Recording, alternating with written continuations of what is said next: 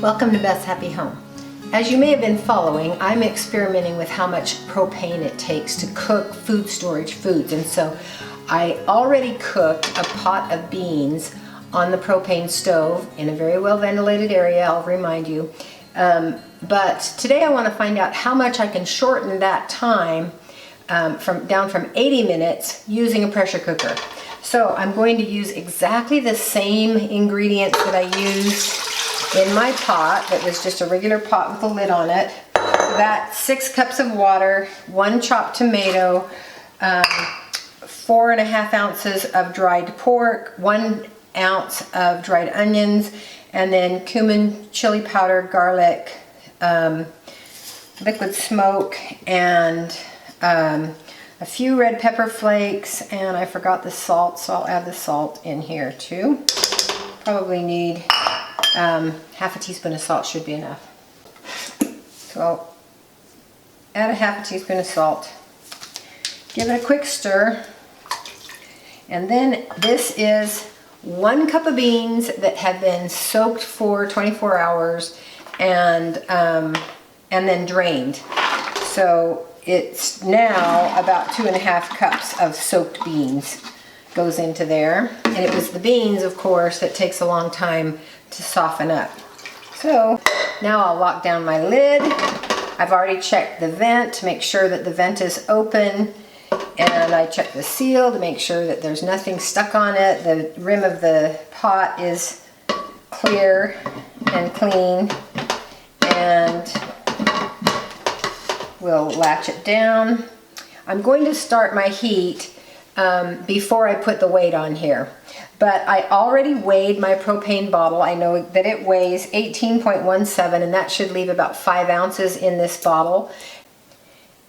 And it only took 3 ounces when I cooked it for 80 minutes, simmering with an open pot. So I'm imagining I can cut it in half, but we're gonna see. So I've already got the fuel locked down on this propane stove, and we'll see. Okay, there's the heat. And I'm going to set the timer for 10 minutes just so that I can keep track of exactly how long it takes, and I'll bring you back when the chili is done and the beans are tender. I cooked these from start to finish for 30 minutes, and they started, the little gauge started hissing after it had been on the stove or on the heat for 10 minutes, and so I actually was cooking them at 15 pounds of pressure for 20 minutes.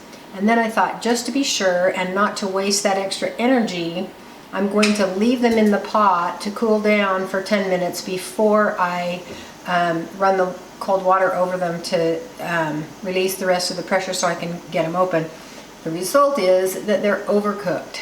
Well, let me show you what they look like in here. And you can see that even though I used a cup less liquid than I did when they were just cooking on the stove, there's way too much liquid in here as well, and so I would need to cut back the liquid quite a bit also.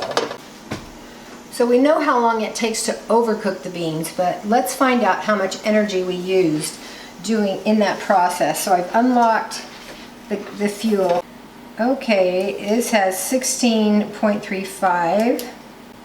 So it turns out it took 1.82 ounces of propane to get these to an overcooked stage. So I would imagine, since the other one cooking on just in a pot and adding water when the water cooked out, it took 3.1 ounces. I would imagine that cutting it exactly in half would probably be perfect.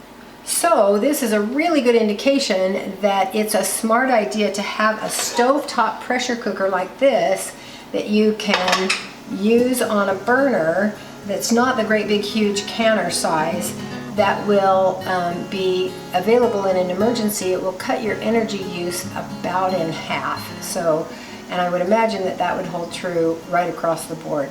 So I'm going to keep on experimenting. Come back soon and you'll see what else I've got up my sleeve. Thanks for watching.